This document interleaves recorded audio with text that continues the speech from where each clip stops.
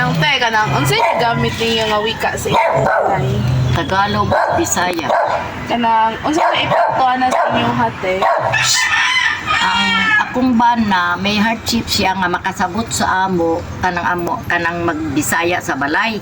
Dili siya ka magkasabot. Ang tendensya na usay mainit ang iyang ulo, baka maingon siya amo siyang gilibak. So kami nga nakabalo mo Tagalog aron magkasinabot ni sa akong bana, magtagalog nimo istorya sa balay.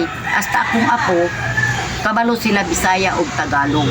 Akong gituduan siya mo istorya gud sila og Tagalog aron makasabot-bot ilang tatay para may kuan ba kanabang harmony sa usa ka balay nga magkasinabtanay with different languages gani nga kami makabalo magtagalog among itagalog akong bana tun-an sa mga gagmay nga Tagalog pod para sila mo istorya silang tatay Tagalog di magkasinabot na mo nang epekto nga with different languages.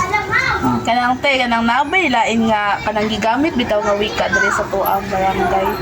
O Chabacano naa kay naa man pud mi diri Chabacano mga silingan mga kuan namo kanang isa lang mi ka lugar ka probinsya alang-alang pare kaming duha magbisaya mi nga kabaluman mi nga Chabacano among dayan. Hello, Col. Pwede ba ka-interview hon? Oo, pwede. Ting naalang ko itulo ka pangutana sa imuha. Kung sa may mong tulog ka pangutana, Kining unsa ang wika nga inyong ginagamit sa inyong balay? Bisaya. Ah. Unsa ang epekto ana nga wika sa inyong balay ug sa komunidad? Maayo ra kay magkasabot man. May kuan nga istorya lain. Naabay lain nga wika nga gigamit sa inyong balay or sa inyong komunidad? Wala. Maora to ko, salamat kaayo. Way sapayan pod. Oo.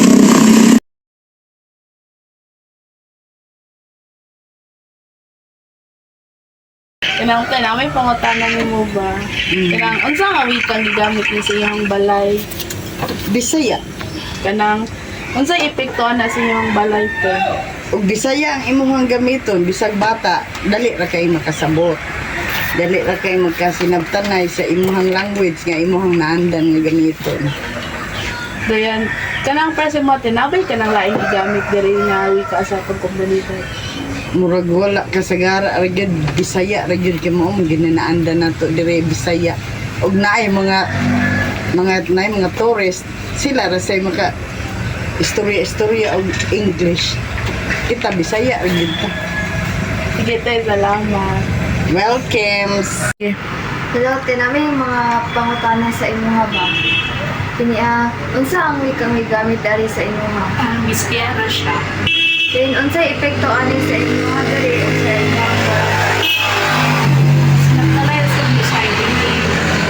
Dayon naay kanya na may laing wika dari nga gigamit. Sumara to tay salamat. Ang gamit niyo nga paan, language sa iyong balay. Oh, tubaga din. Bisaya din. Mahal, sa epekto na tayo sa inyong paan, balay, sa komunidad. Sa man ako kan wala. Hagid kayo na mo Bisaya man din. Unsa di mga epektuan ng mga sa ni kumbati na unsa di ikaw kumbati kay kurumpas. Then, kanang last is, kanang naabay laing gigamit na kanang language din sa komunidad. Ako naging gayon dito sa Sandaluhan, Tagalog, or sa Bonginia, kay ilang mga paris-paris. Salamat na yung oras ang salamat. Ang kadalasan nilang sagot sa kung anuman ang wikang umiiral dito sa komunidad ng Romarate ay ang wikang Bisaya. At ang kadalasan rin nilang sagot dito sa kung anuman ang epekto ng wika dito sa lugar ng Romarate ay ito ang dahilan kung paano sila nagkakaintindihan sa isa't isa. At sa kadalasan ng mga sagot nila sa kung ano man ang umiiral na wika dito sa komunidad ng Romarate ay Tagalog at Chabacano. At yun lamang po